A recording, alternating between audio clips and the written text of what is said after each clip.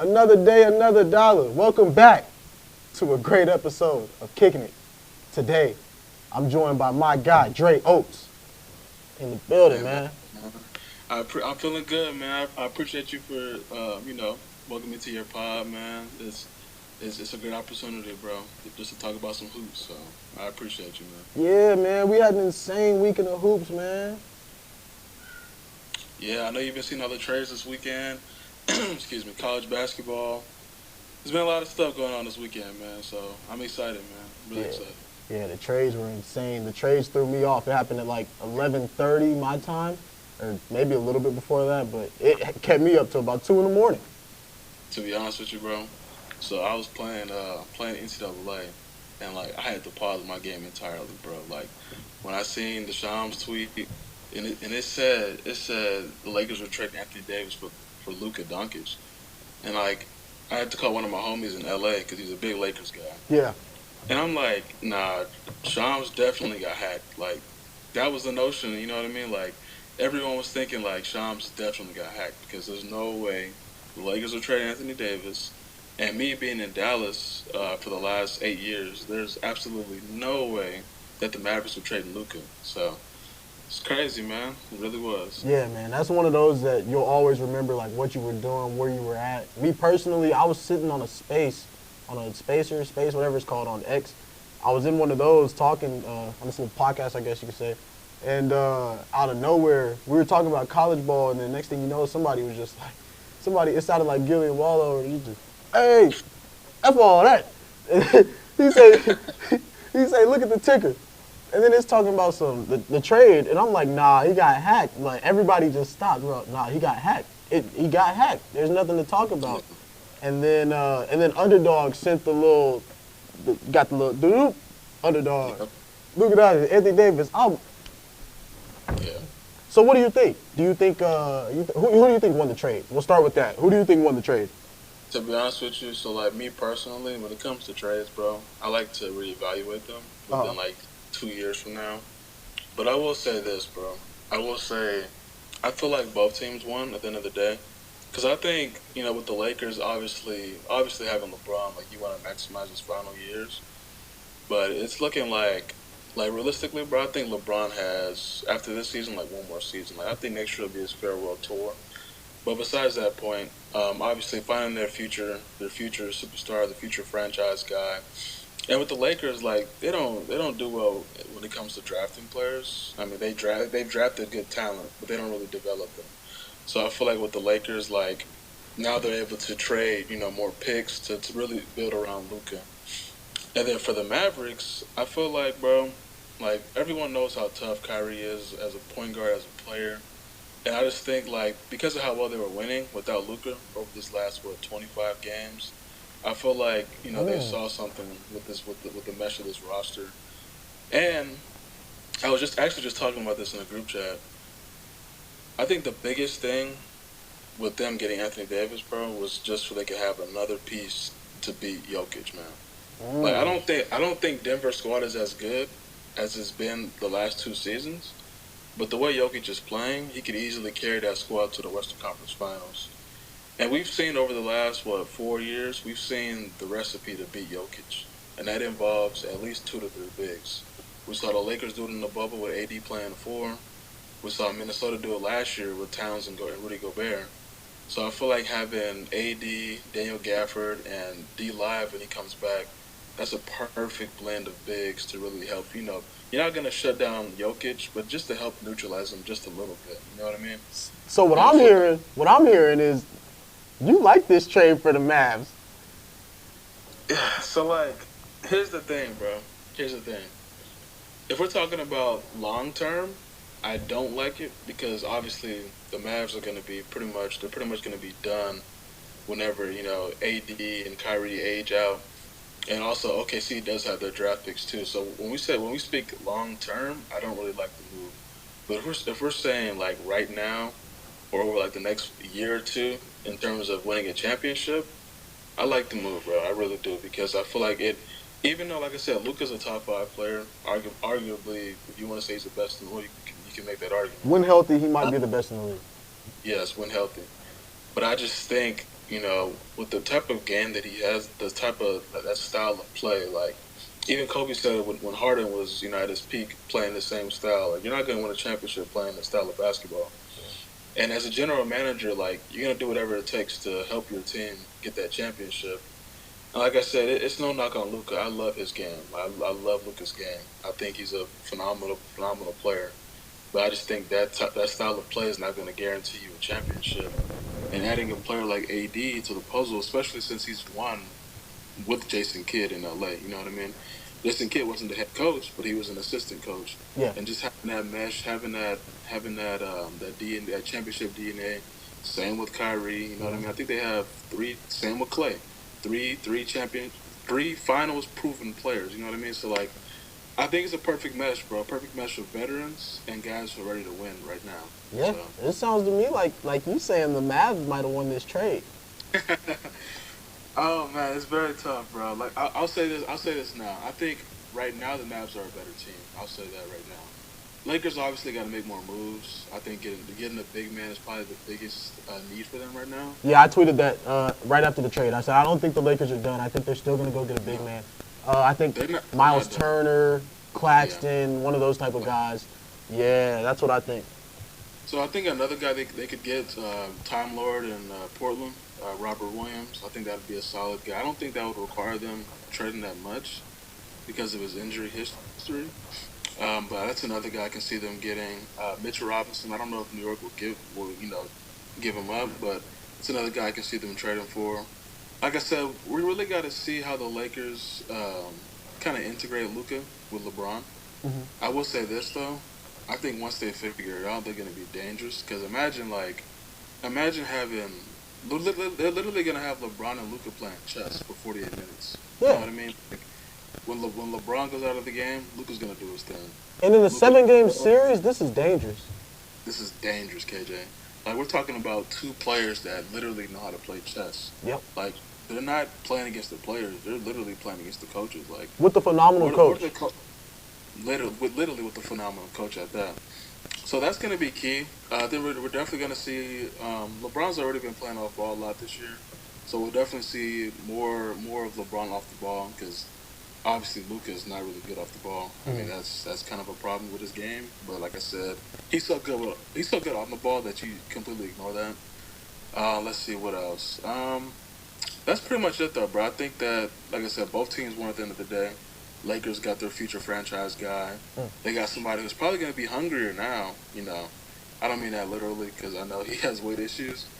But, like, I do know for a fact, though, like, just being around LeBron, hopefully LeBron puts him on that $1 million body regimen that he has. So we'll see what happens, though, with that. But I do think both teams want to trade, bro. Yeah. I agree with you. I think this is a good move for both teams, especially with them saying that Luka was probably going to not re-sign with the team. Mm-hmm. I mean, I don't know about that, though, because that's a lot of money to turn down. I'll tell you what, KJ, I think he would have re-signed the deal, but Yeah. I will say I do think he also would have requested a trade a year into the deal. Yeah, I agree. I think he would have tried to fleece the Mavs. He would have tried to fleece the Mavs. And then I know a guy, knows a guy. Excuse me. He told me that the Mavericks think that his body is broken down, and they think that his conditioning is really, really like it's really going to hurt him within the next few years, the next few seasons. So I think this will be the best move for Luka's career because I definitely think if Luka would have been a Maverick for the rest of his career, I don't think he would have made it into his 30s. You know what I mean? I think like he'd be one of those guys who was great until like they got to their 30s and they kind of like went downhill from there. But I do think with him going to LA, I think this is gonna like re-energize him. And I mean, like Luka's not a guy who needs motivation. Like everybody knows that. Like this is not a guy who. I kind of disagree right there. You think so? In a way. In a way. To go to that next level, yes. Yeah. Now to be where he's at, nah, he's good. He's solid. He's one of the best in the league. Now, if he wants to take over and he wants to play some damn defense in big moments in the finals, if he wants to step up in those type of moments and get a big-time stop against elite players, yeah, his mindset has to go to the next level. Now, I'm talking about elite category. You want to reach that Kobe talk. You want to reach that LeBron talk. You want to reach that? You want to reach that Jordan conversation? You want to get into that category? Yeah, you're gonna have to get that dog in you. You feel me? You can't just you ain't gonna be able to get by just getting by. You feel me? So that's what I'm saying. He's gonna have to develop that mentality to where in the fourth quarter he say, hey yo, F the fact that I'm tired, bro. That shit don't matter right now. Like we gotta go get one. We gotta get a stop, not just a bucket. We gotta get a stop because we've seen the highlight reels of him standing around, not playing help defense, watching his man shoot. And I mean, he'll make up for it on the offensive end, but when you're playing against Jason Tatum and Jaylen Brown and Drew Holiday and a healthy Kristaps Porzingis, and that's not gonna work, gang. One thing about Luka that everybody pretty much knows, his body language is really bad. Yeah. And his mannerisms are terrible. And he does complain to the refs way too much. You know what I mean? Like, and that's something that, in a way, it's something that Dallas created. Like, he's obviously their lottery pick. He's been spoiled by Mark Cuban, by the whole franchise. So, excuse me, that's a habit he's gonna have to break. Now, the mentor that he has, LeBron, does have bad body language as well, but he's a guy, and he kind of does cry to the refs. But I will say this: I think Luka is really gonna change a lot of his ways, bro. I think this is kind of gonna be a wake up call for him. Like, obviously, it's like he was blindsided by the trade. Yeah. But I do think, definitely blindsided. But I definitely think like he's gonna look at it as like, man, like now I gotta prove everybody wrong, especially the Mavs. Like, KJ, the next time they play the Mavs, bro, he might go for 60. Oh, it's pretty soon. Yeah, it's like the 25th of this month. Yeah. I hope he does play, but I know that I don't know if I gotta see the rest of the schedule. I gotta see if they have more games. But I know once Luka gets ramped up, bro, it's gonna be a scary sight. Now I will say this: they're probably gonna be like around 500. I say like 10 to 12 games in, just because they got to figure out the offense, they got to figure out the defense, they got to figure out who's gonna have the ball in the fourth quarter. Because I mean, you keep it real, like LeBron's probably the player you want to have the ball in the fourth quarter, just because he makes the best decisions. Mm-hmm. But at the same time, Luka's the one that can can really take over a game in the fourth quarter. Yeah. Especially when you need him, especially in an overtime setting too. Yeah. So that's kind of like that's probably going to be the hardest thing for them to figure out. But once they figure it out, they're going to be a dangerous team to reckon with. And I think the best thing for Luka and the Lakers is J.J. Redick being the head coach. Yes, sir. Because he's not going for none of that shit. No. Yeah, Luka, bro, you ain't finna be over here BSing. Not on this squad. Not today. Not today. All that? Today is not the day. We don't have time for that. You got to get down. You got to play defense. You got to hustle. You got to run the floor. You got to do these things because JJ not going for none of that. He will check them. I think he was able to get away with a lot of things in Dallas, and he's not going to be able to get away with all that on this Lakers squad. One thing, like for me personally, like I really like evaluating players. So like I'm always, even though this might sound kind of weird, but like I always look at a player's height and their wingspans. Mm-hmm. And I don't know if you know, Luka has like a 7'2" wingspan, so there's absolutely no excuse for him to not be able to play defense. You know what I mean? Obviously, besides the conditioning, but I feel like that's not an excuse. Huh? That's not an excuse. That's an off-season problem. But you're right. Ain't no excuse. Right, get in shape. You're right, though. This is an off-season problem. One thing that I was looking at a couple videos, and people in Dallas were saying like he had issues with beer and alcohol, and like I said, I don't know how true it is. I'm not in that circle of players, and I don't. Obviously, I'm not around Luka, but I think there's some truth to that, bro. Because excuse me, international players, they really love to drink. I mean, we see in the off season, bro, they really like to drink, and if that's an issue for Luka, it would make perfect sense why he has conditioning issues. You know what I mean? Like, if he loves beer that much, I mean, it makes sense. You know what I mean? So like, I guess we got to see how all of this falls out. But I do want to ask you though, what you think about the other trade? I mean, people are not really focused on it because of Luka going to LA and AD going to Dallas, but how you feel about Fox going to San Antonio, man? I'm big time on that trade, man. I like that trade. I mean, I hate it for the Rockets, don't get it twisted, but as somebody who, I mean, I know you kind of grew up really around Fox, but I grew up watching Fox more so. You know, he's like 4 or 5 years older than me. So I remember like being in middle school watching Cy Lakes play at the Berry Center against Langham and just watching him play on the hoops, and it was like, yo, this dude's different. And then on top of that, you know me, man, Coach Cal guy. So then he went and got coached by Coach Cal. I knew he was going to be great.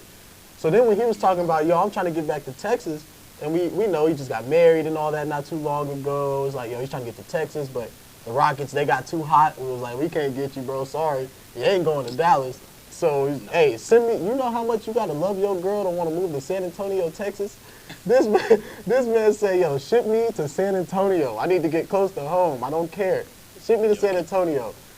And now they got Wemby. And then I'm over here, my homie, my QB1, Mario, he sent me the potential starting 5. And they could have Fox at the 1. If they don't trade CP3 before the trade deadline, they could have CP3 at the 2, Vic at the 5, Harrison Barnes at the 4, and then Vassell or Castle at the 2, or the 2 or the 3, whichever one you want. And then on top, and then you got the other one as your 6th man. That roster is elite. I don't care. Castle coming off the bench or starting, it don't matter. Yeah.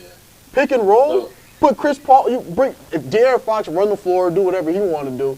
You can have Chris Paul on the pick and roll with the kick out to De'Aaron Fox, who can shoot the ball well. Put that thing up as a lefty, shoot the ball, go crazy. If they step out, Fox got one of the quickest first steps we've seen since Russell Westbrook. Yeah. Take it. I don't know how you really stop this team. You got the high flyer in Castle. You got the knockdown guy in Barnes, the leader, the veteran, to match with CP3.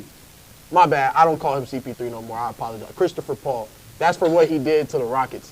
I ain't never forgave him for what he did to the Rockets. I ain't gonna lie. When bro said his groin hurt too bad to play, that really broke my heart. I'm so serious. He left my guy James out there to rot. And that's what happened, man. I don't care what happened. You gotta tape that thing up. You gotta tape it up, attach it around the hip, and you gotta get out there, gang. I don't care how many painkillers and whatever you gotta do. You gotta get out there. That was for the city, and we might not get that moment back. I mean, I think maybe later down the road, but me personally, bro, obviously, I grew up with Fox, and I've seen the progression from. Yeah, you grew up with Fox, right? Yeah, middle school, high school, college, and then the league.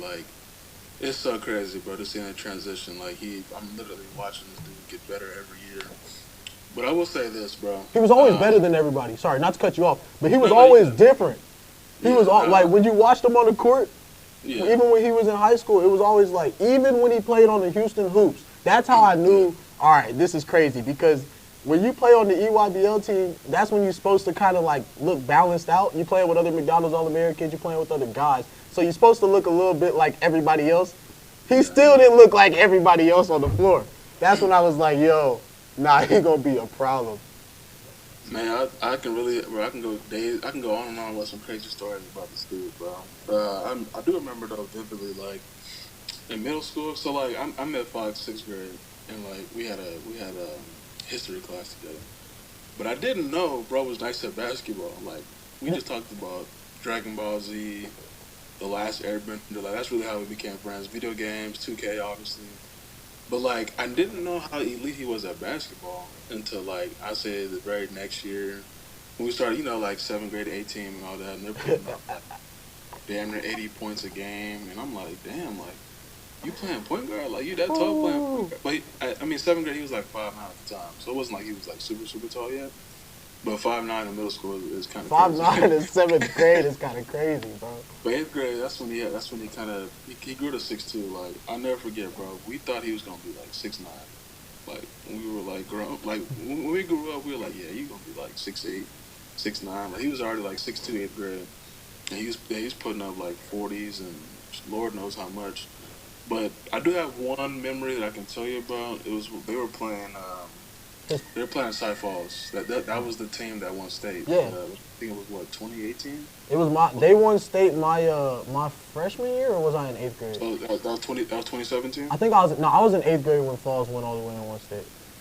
So I think it was 2017. Cause I'm cool with some of those. Because they went back to back, right? I don't know if they went back to back, but I do know. They went to the state thing back to back. I don't know if they won back to back, but I know they won one year, and then the next year they almost won it, because that was Andrew was the point guard, and I know he was there my freshman year, I believe. Okay. Yeah. Yeah, I'm cool with Andrew too, because he trains my brother. But yeah, I do remember vividly, bro. I think De'Aaron was he was driving to the hole, and he got fouled, but the ref didn't call it. So like De'Aaron's on the ground, and it was Nigel. Nigel was at the half court. Nigel Hawkins, wasn't it? Yeah, Yeah, Nigel yeah, Hawkins. he was a killer. Nigel Hawkins. So they're pushing the ball, bro. The ball's at half court.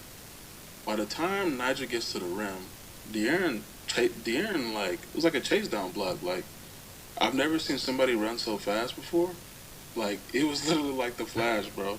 Like, you're watching a guy, bro, just go doof, doof, doof, doof, and like he's passing up everybody. Like, I'm watching it in real time, bro. I swear it felt like slow motion, bro. Yeah. And he got, like, I'm telling you, bro, De'Aaron's on the ground when the ball's at half court. By the time the ball's on the other side of the court, it's getting blocked. So that's one story I always remember vividly. But yeah, like, just going back to the trade though. You know, I don't know if you know this, but his father-in-law is a big-time AAU coach in San Antonio, and his wife grew up in San Antonio. She wasn't born here, but she grew up in San Antonio. So that was a big reason for him to move back. Obviously, wanted to be back in Texas. Yeah. And then, really, bro, just getting into a winning culture, winning environment. Like, everybody knows Sacramento is like the Cleveland Browns of the NBA. Like, people go there, their careers are pretty much, washed. Yeah. It's over, pretty much. So for him to just take that team to the playoffs, bro, like, that's something I never thought was possible. Like, I have been wanting him to leave Sacramento since before Tyrese was traded. I thought he was going to be the one that was traded then. But I'm so happy, man. I'm happy. You see, I'm wearing a Spurs jersey. Foreshadows. It's a Wemby jersey, but I will be getting a Fox jersey real soon. Yeah, I know you a big time Fox guy. You know what I'm saying? I know you was excited whenever you got the news, man. Man, I was so happy, bro. So like, I knew from a source. I knew from a guy that knows a guy that knows a guy. I knew it was happening. Like, I knew the trade was happening. Hold on. I gotta stop you. What you mean you knew from a guy that you say you knew from a guy that knew a guy that knew a guy? What you talking about? So you got sources. You know. I got sources, bro. Yeah. Pretty much had me tapped in, bro. So like, okay. I knew it was happening. I didn't know Levine was gonna be in the deal until like 20 minutes before. But even then, I thought it was gonna be like, I thought the Spurs were giving up like Devin Vassell. I knew they were gonna keep Castle because Castle was untouchable, but I thought they were gonna trade like Devin Vassell. I don't think anything is untouchable these days. Yeah, after Luka. After seeing that, man, I say, yo, I gotta make sure I can get up and go to work. They might try to replace me, and I do this on my time, but somebody might still try to replace me. You know what I'm saying? I don't know what's going on.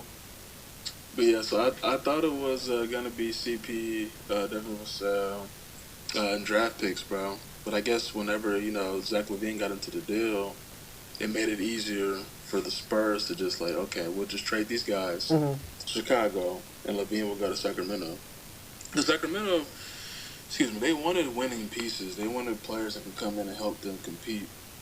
So they didn't necessarily want any young guys from Chicago, or I'm sure they wanted the young guys in San Antonio. But it was like, if we can get LaVine to replace Fox's scoring, then we can kind of stay afloat. Obviously, I think they got worse losing Fox, but they'll be able to be an exciting regular season team, playing team, whatever you want to call it. But for San Antonio, bro, so me personally, I love Christopher Paul, but I don't think he should start next to Fox. Ooh. Me personally, I think him and Fox should work together. I would have Fox at the 1, Devin Vassell at the 2. I'd have Castle at the 3, Harrison Barnes at the 4, and then Wemby obviously at the 5. And you can interchange Jeremy Sohan and Barnes, based on whoever's having a better game. And then when Fox is out, Chris Paul can come in. You can kind of stagger their minutes. So Chris Paul will still have his minutes with Wemby.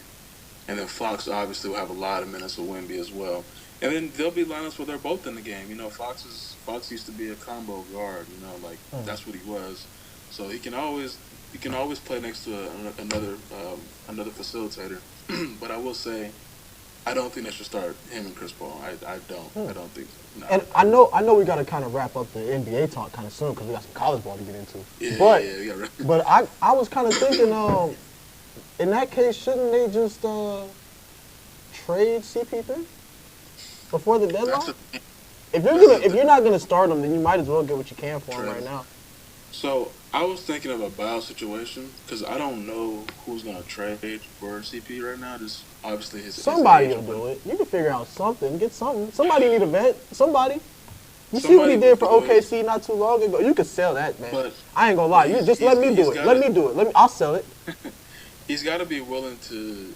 I don't know if I don't think he has a trade clause, but I know they would respect him enough to say Yeah. like, would you want this situation? Would you want that situation? And if I'm so I don't see him in Fox starting at all. Like, I would not do that. But if I'm CP, like I'm like, damn, should I? Cause I honestly thought CP was going to Sacramento in the deal. I thought he was going to Sacramento to be their point guard. You know what I mean? Like, I don't know. I didn't think they was going to get Zach LaVine. Mm. So that kind of makes it more tough in a way. But it's like, who else could he go to? You know what I mean? Like, I don't know. I really don't know, bro. But yeah, we can wrap up the trade talks, man. Like I said, we ain't got to talk about Chicago. They clearly tank. That's what I said. I was talking to my guy Jordan, and he was like, I don't know if Chicago's gonna. I was like, Jordan, bro, I ain't gonna lie, bro. I could give a damn about Chicago, bro. Like they're bad. They're gonna be bad until they get a superstar, and I don't know what to tell you, bro. They're just bad. They're gonna continue to be bad. One of my homies is a big Bulls fan, and he's been depressed over these Yeah, last few years. I'm And I actually sorry. told I'm him, sorry to the homie. I said, bro, you're hearing it here first. I'm like, y'all about to lose the van. He's like, seriously? I'm like, yeah, you've been crying about his contract, and now when he traded for a bag of chips, it's like you mad now. It's like, y'all had to get rid of that contract. I mean, it's a good Yeah, start. Yeah. We can move on to the college segment, bro. I know we ain't got that much time. Yeah, man. I know. This college weekend was insane, man. This was crazy. I mean, we started off with Ole Miss and Auburn. That was a pretty decent game. Johnny Broome, man, he's making a case for being the best player in the country. He is, bro. I will say this. Because I'm a young guy advocate, by default, I'm going to say Cooper Flag is the best. I say Cooper as well. I'm rocking with Cooper right now. But I will say Broome is giving him a run for his money. He is hooping. Like, I didn't realize, no shit on him. He looks way older than he is, but he's got a game, bro. Like, he's really You talking about Broome? Yeah. Yeah. He's not. He's got 20 on Ole Miss. Ole Miss is a really good defensive team. You know what I mean? They play really well in the SEC. They really have shocked me this season. I mean, the SEC is crazy. The SEC is insane. But yeah, Ole Miss has stepped up. They've been doing their thing. That's really good to see. Got a nice coach, man. That's what happens when you got good coaching, man. Facts. That's facts. And then the other team, Duke in North Carolina, man. Bro, Cooper is the one, bro. Like, this is a guy that should be a senior right now, bro. This Cooper is the one, and their team is tough. Like, Con Capel, bro. I didn't realize, like, okay, like, I'm tapped in, bro, but I kind of ignored his game. Like, I know he did lead the EYB on the scoring. Yeah. But I kind of ignored his game, bro. Like I said, I mean, I don't know, bro. I didn't think he was that nice. But bro's nice, bro. I was tripping on that. Bro is definitely nice. They got a solid team, though, bro. Like, I think they can really make a run. And then North Carolina, like, what you think? What you think? So do they need to fire Coach Davis? Man, that's talk of the town right now. Everybody talking about it. Do they need to fire Coach Davis? Do they need to keep him? What do they need to do? Bro, I don't know, because he ain't recruiting no dogs, and it's a blue blood. The league, the world, we need this game to be good. We don't want to see this. Don't nobody want to see this. Yeah, North Carolina, they're so underwhelming this year. You know what I mean? 87-70 in the Duke North Carolina game, and that doesn't represent what the real game. Like, that shit felt like it was 100-50. Like, it was really bad. Nobody wants to see that. Honestly, bro, it shouldn't be. I mean, like, I don't know. I'm not in this, but it shouldn't be that hard to recruit at North Carolina. Like, man, the guys are getting like don't get me wrong. They're gonna have 2 first-round picks on this team, Drake Paul and Ian Jackson. But I feel like the overall roster is just not that good, bro. Like, it's not that good, bro. My guy Elliot Cadu, I was hyped up. I was hyped for him going into the season because, you know, like, when he was playing in New Jersey, I thought bro was nasty. Yeah. But he's not a shooter. He's definitely a good college point guard.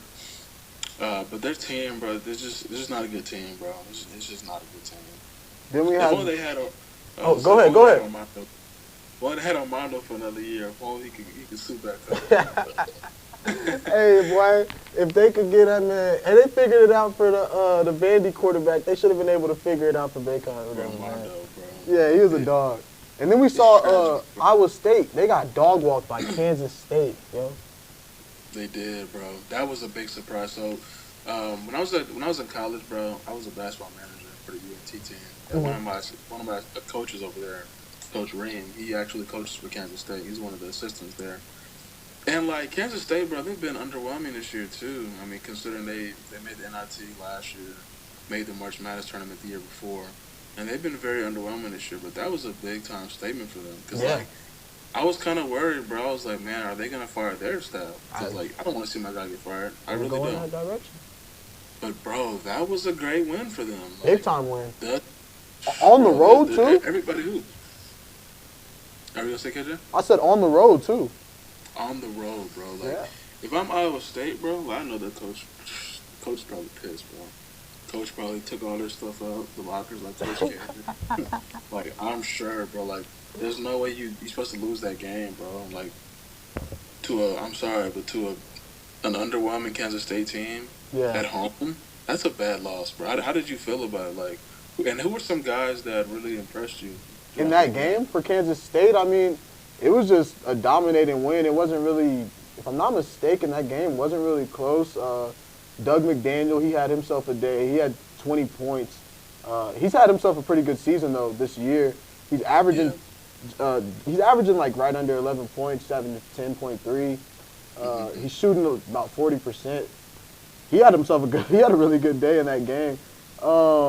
He's performing really well. Kansas State's on a 3-game win streak though. So like now they're kind of cooking, and their 2 losses prior to that came from Baylor and Kansas. So I mean it's not like they're playing bad. And yeah, Doug he's been shooting the ball well. He's put up double digits in the last 4 games. So I mean, hey, they knocked off a pretty decent, good West Virginia team. I've liked West Virginia all year. I've been really high on them. They're one of my sleeper teams this year. Hey, who's their guard, bro? It's cooking. He's nice. Who? The one that came from Oklahoma State. At West Virginia? Yeah. He's the one. I think he's leading that team in scoring. Are you talking about Javon Small? I think I can't remember. He's leading the team in everything. Yeah, he's nice, bro. He's super the senior, nice. The 6'3" senior. Yeah, he was at Oklahoma State before, right? I don't know. I think he came from OK State, but he's not, bro. Like he got game for sure. Like he's someone that might get drafted, actually. Yeah, you're right. Yeah, I told you I be tapping a little bit, bro. Yeah, he came from Oak State. Okay, so you know a little something. Yeah. But he's nice though. You know what's crazy? So back to that UNT staff, bro. So the head coach for UNT, he was the assistant coach. The head coach now, he was the assistant coach. And then their head coach, the old UNT head coach, the former head coach for UNT, he's the head coach for Texas Tech. So it's crazy. Ooh, them boys in Lubbock. Them boys in Lubbock. Man, we go ahead and talk about that game. Because I ain't going to lie, the refs tried to save U of H. And I'm rocking with U of H. Go cool. But, you know, Lubbock down the street, so I'm also a Tech fan. You know what I'm saying? First, I'm an Arkansas guy, because wherever Coach Cal go, I go. That's well known. We know that. Yeah, first, we rocking with Arkansas. Then we rocking with the Cougars. And then, you know, Tech down the road. We rocking with Tech. You know what I'm saying? I was just at Crickets the other day. You know what I'm saying? We locked in. So I'm watching them play, and I see Toppin get ejected for the Draymond Green kick, and I'm like, yo. First off, that call was horrendous. That was terrible. That was an awful call. The man threw the ball across the court, and his body just naturally kicked the man. It's just unfortunate. It kicked him where it kicked him at. You feel me? But throwing him out the game for that, Toppin didn't even know. He came back on the court, and he was like, what y'all talking about? And they was like, yo, you got to go. Like, we ejected you, bro. Wow. He was just sitting there looking dumbfounded, like, are you serious? Like, yeah, bro. He got off the court. I'm thinking, yo, this game is over. U of H finna run off with this one. But we had Eli on the show not too long ago, and he was like, U of H, they look like they just can't really, they're not winners this year. You know what I mean?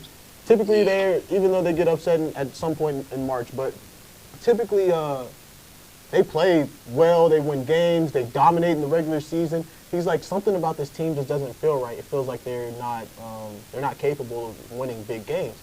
And we saw Tech, who's playing really well this year, go into U of H and dominate. Really, like I don't know how the game was still close for real. U of H wasn't playing that well. Tech was really in control for a lot of the game, and then late in the game, U of H was able to take advantage of it being close, sent it to overtime, if I'm not mistaken, right? Yeah, sent it to overtime. Yeah. And then from there, Tech just dominated in overtime, and I was like, yo, them boys in Lubbock is here to play this year. Elijah Hawkins, that's my guy. Elijah Hawkins, he's their guard, and he's been going crazy this year. He's averaging about 6 assists per game right now. I peeped that, bro. He's been playing solid basketball. Like, that's kind of Coach Mack for Tech. He always loved guards who can really just open the game up for the bigs, for the shooters. I feel bad right now. I got to show some love to him. Okay, here we go. I knew there was a reason why I didn't want to mess up his name. Federico. That's his name. That's his name, man. Hey, but nah, he's hooping. He's from Helsinki, Finland. Oh wow. Yeah. See, I didn't know that. Nah, I was like, I didn't want to mess up his name, but Federico, man, he's hooping. He's having himself a year. I think he's making a real name for himself right now. And then you got Toppin, the transfer. He's hooping, but they threw him out of the game, and I thought the game was over, man. Your boy Darian Williams, is that who you were asking about? No, it's they're freshmen. I think his name is Christian Anderson. Oh, Christian Anderson, the 6'2" guard. Yeah. When I tell you, bro, next year, bro, I'm predicting that he's gonna be drafted after next season, bro. He's nice, bro. You say he's gonna be drafted after next season? Bro, he got game, bro. He averaging 9.4 points. I'm not hating. I'm just saying you cooking up. That means you like this your underdog of the year. Like, you know what I'm saying? Bro, I'm telling you. So like, I don't know if you know who Rashad Phillips is. Rashad Phillips put me on Christian about 2 years ago, bro. He got game, bro, and he actually said he reminds him of C.J. McCollum. And I was like, it's an interesting comparison there, but bro, he got game, bro. I say, if not next year, then the year after, because he's gonna be in the league, bro. I'm telling you. This Tech team looks really good this year, though. They're really good, bro. Like, and Coach Mack, bro. Coach Mack is a phenomenal coach. Like, I've been in practices with the guy just being a manager, and seeing the way he like. Obviously, every coach is gonna yell at their players, but like he does it with an intent. Like, if he's yelling at you, bro, it's because you did something. You really did something wrong. Like, it's not just because I'm just yelling at you just to yell at you. Like, he's one of those coaches that pays attention to detail.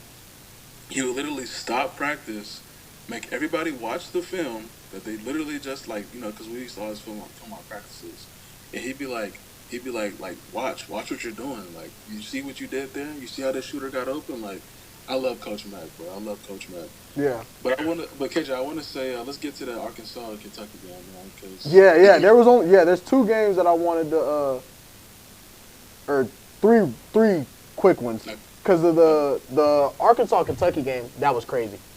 Yeah, that was insane. I love to see that. They booed my guy. You already know. Hey,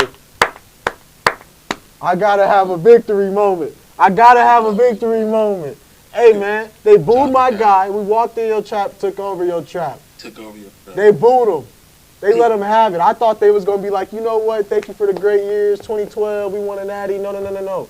Nope. You get no love around here. That's what they told him. That fired my guys up. Big Z came to play. Bro, Big Z was cooking. I ain't never seen Big Z cook like this. I actually didn't even like him for real. I was like, why did we leave him at Kentucky? And no. Big Z made a statement. Johnell Davis, I've been saying this whole time, I need Johnell Davis to step up. I need him to act like we paid him $1 million to come to Arkansas and play basketball. What did he do? He stepped up. They talking about this y'all Super Bowl, this y'all. I don't give a damn. Let it be our Super Bowl. We won. It's a big. Honestly, bro, the player that I was the most proud of, bro, was DJ Wagner, because I was a big DJ Wagner advocate since he was a freshman in high school. Like, he hopped on the scene with Jalen Brunson's dad. He was a coach then. I forgot what school was that in New Jersey? Camden High. So I was a big DJ advocate. Like, I thought DJ was one and done. I thought DJ was the best guard in that class. I thought he was going #1. So just to see DJ kind of regain his confidence, bro, because I do feel like last year playing with Rob and Reed, kind of made him play a different role than he's never played role before. He really locked into that role. So I know he's not on these draft boards this season right now, but that's a guy, bro. He's still only 19 years old right now. I just want to see him regain that confidence, bro, because he really is a special player when he's locked in. Like, And you know who else stepped up for them too? Who did? Adu. Dude, bro. Dude is so special, bro. Man, I love Adu, man. He stepped up so big in that game, man. He stepped up in that game. His number got called. He realized, yo, this is my opportunity. One thing that I've seen with this Arkansas team, and I didn't want to say it when it happened because I was actually really worried. I was like, not worried, I just gave up on the season. When Boogie was out, I was like, we're cooked. But at the same time, I was like, we're going to have to play team basketball now. We have no choice but to play team basketball. You're right. And I feel like with the makeup of their team, bro, it's got to be like a grit and grind type of squad. Like, they got to get stops. And when they hit, because, you know, they've been struggling with the 3-ball this season. Struggling is an understatement. They've been piss poor. Yeah. So, like, if they can really, like last game, they shot way better than they usually do. But like I said, bro, I just really want DJ to focus in on being that guy again. You know what I mean? Like, obviously, Cal loves the guy. Like, Cal is so loyal to him. Like, there's been times where it's like, man, DJ's playing bad. He should probably get out the game right now. But his defense and the way he picks up full court and just his overall leadership out there on the floor, like, you got to have him in the game. And that's how I feel about John L. Davis, because Coach been giving him chance after chance after chance, which is a perfect segment into one of the last games I want to talk about. I know we got to get you out of here real quick. But I do want to talk about this Kansas-Baylor game, dog. I had a 4-leg parlay in, and we was cooking. One game early in the day, another game, last game of the day, Kansas, Baylor.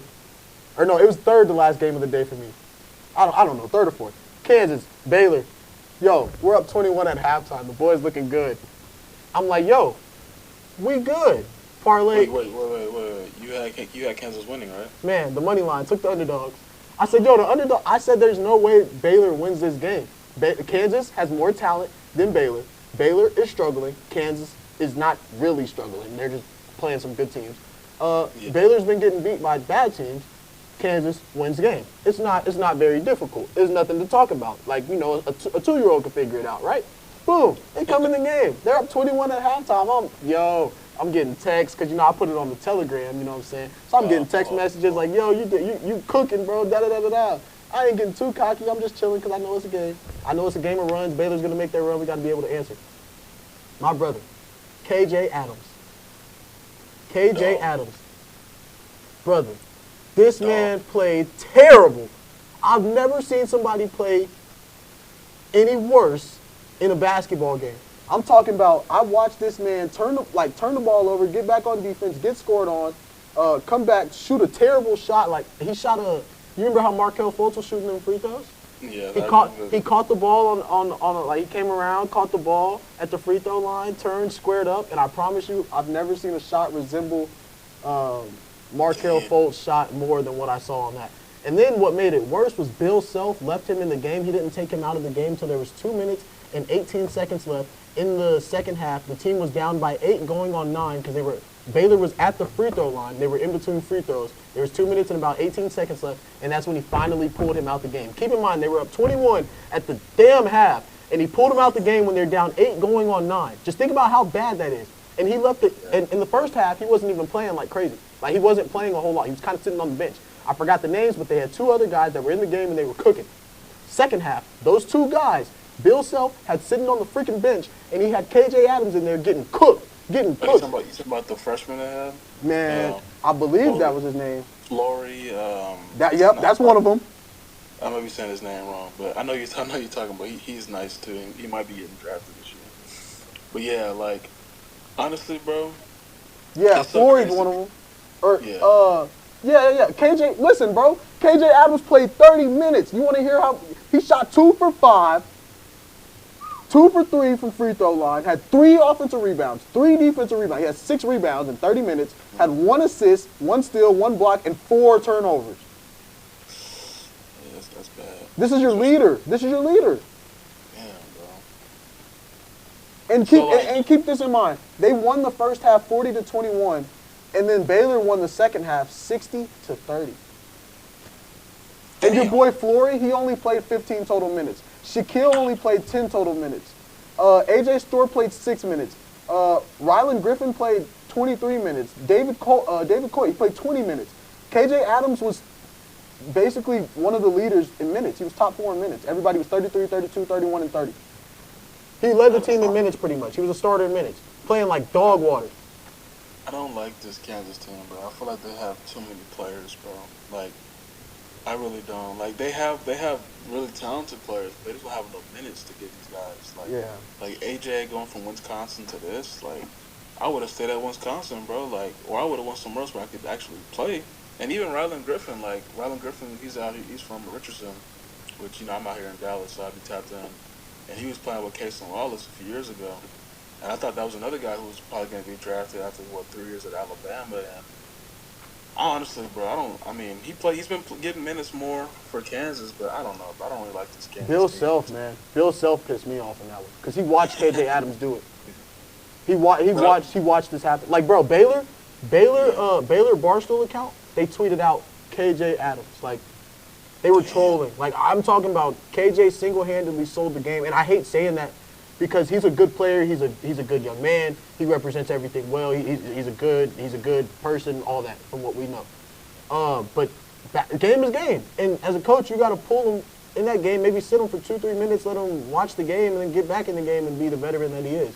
But Bill Self watched him cost this game, and he didn't do anything about it. It was really bad. It was really frustrating to watch, especially seeing my money go bye-bye. So, but would you say, like, because, like, Baylor, like, they're young guys. I mean, Rob Wright is his name, right? From Auburn. Yeah, they got Baylor. Baylor has they got a loaded team. They're supposed to be really nice this year. Way better than what they are. Yeah, they've got Robert Wright. Rob Wright and then Edgecombe, bro. BJ Edgecombe. They got some dogs, bro. They got a nice team. But I would say, like, Rob Wright, bro, he's another guy who, like, literally, like, he might get drafted this year, or he's probably going to come back to Baylor, be an All-American next year, and then get drafted.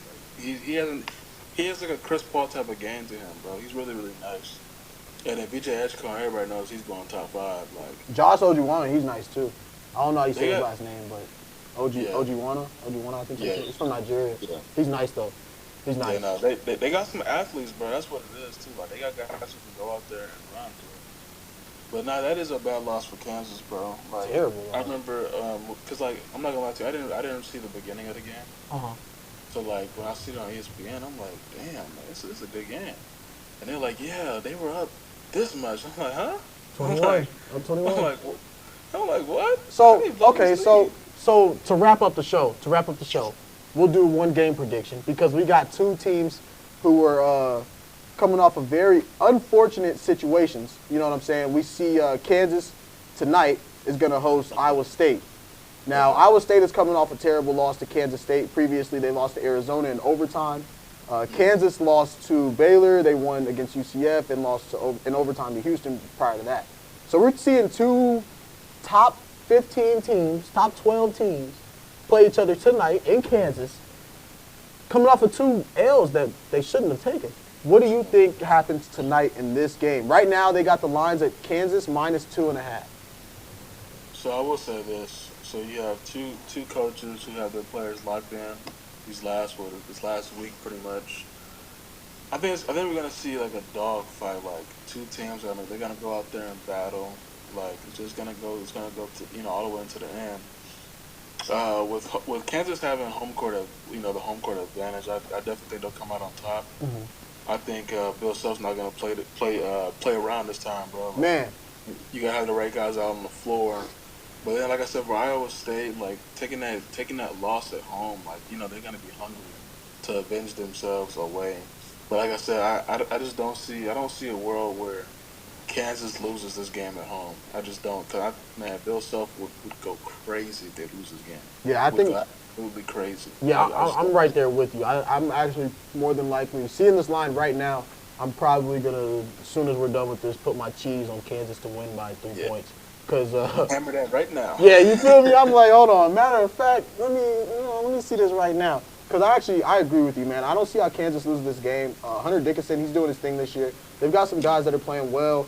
Iowa State, I think they're really fraudulent. I think they're getting proven to be fraudulent. They lost to West Virginia. They lost to Arizona. They lost to Kansas State. They beat Arizona State. They beat UCF, but they don't have many good wins recently. And ever since conference play has started, they've really struggled. So I don't think that Iowa State is as good as we thought that they were going to be in the Big 12 this year. They started off the year really hot. We thought they were going to make some noise, maybe make a push in March. I don't know if they're even going to have a whole lot of success in the Big 12 tournament, to be honest with you. So they'll play in March, they'll do their thing, but they could maybe lose in the first or second round. I see them maybe getting upset by a team that's like, not this year, but a St. Peter's type of team, that we've seen in the past. You know what I'm saying? I think a young team that's running and gunning can get with Iowa State this year. So we'll see that tonight. We'll see what they can do. I like Kansas to win this game. I like the 2.5. I'm definitely going to hammer that as soon as we're done. And, I appreciate you, man, taking your time to hop on the show. Yes, sir. Oh, the final thing that I want to say, what's your Super Bowl prediction? We got to get your Super Bowl prediction on the show, man. You the first one to make your prediction now. Oh, man. You the first one. And we're going to have guests all week, so come on now. So before I head out, bro, I just want to say I appreciate you for having me on the show. We definitely got to run this back again. Like I said, we'll have more time to run it back. But to answer your question, this was actually my prediction the whole entire year. Like, it started back in October. I told my brother Cam, I was like, the Super Bowl is going to be the Chiefs and the Eagles again. That's what I said. I just thought, like, when the Eagles got Saquon, bro, just me being a Cowboys fan, I kind of had some of their players on fantasy. I hate to say it.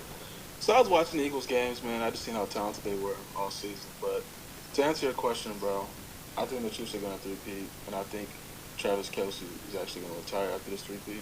Bro, we're on the same page.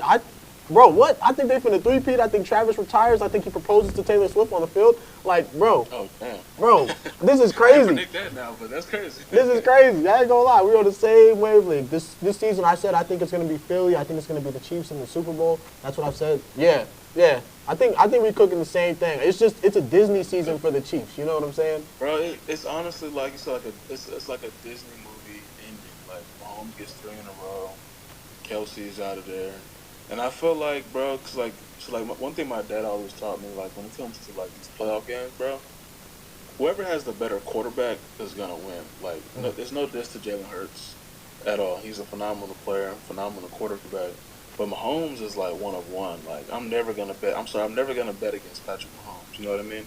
Like, of course, this game is a team sport. Like, everything's got to go right. The defense got to be playing well. The special teams got to be playing well. Coaches got to be on their shit. But I just feel like at the end of the day, bro, Chiefs they're gonna bring it home, bro. They're gonna bring it home. Yeah. So. Yeah, and I'm right there with you, Dre. And like I said, man, I appreciate you for joining the show. Real last minute, took the call, man. I appreciate you, man, for sure. We got to get you back on more time.